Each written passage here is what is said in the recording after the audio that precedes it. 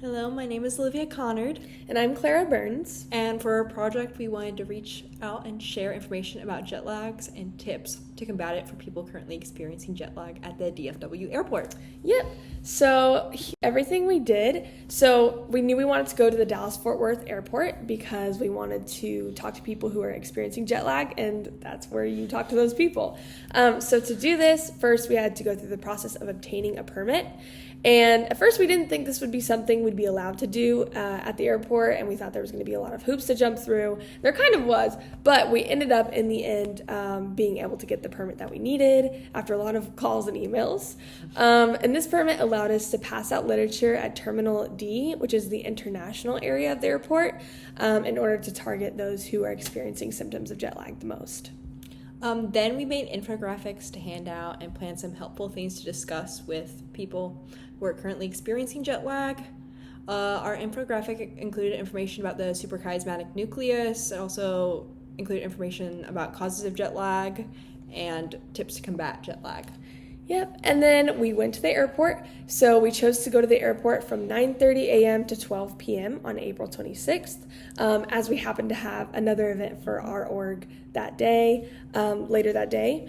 And we wore Baylor shirts and name tags with the word Baylor University on it, just to help people know that we weren't trying to sell something and that we were just college students working on a project.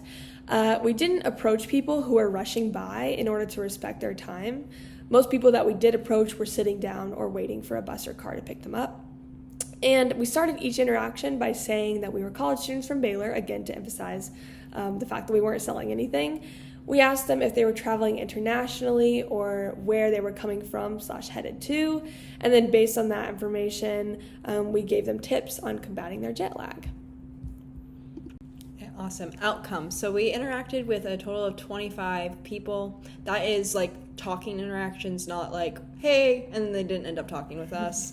There was a lot more of those. Yeah, there was a lot more of those. The duration of the interactions averaged from about 30 seconds to 2 minutes. Yep. All right, so some lessons learned. I think a biggest one was that there was a lot of restrictions with our permit.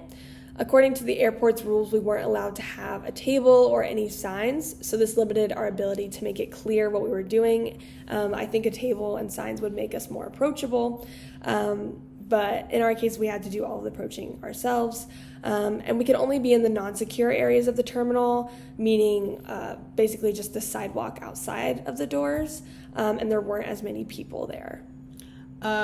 People were also in a rush in the airport. I mean, it's a very chaotic time when you are in an airport. There's places to be, places to go, and also it was less people than we thought, honestly. Yeah. We thought it was going to be busier on a Saturday morning, but it was less people. Yeah.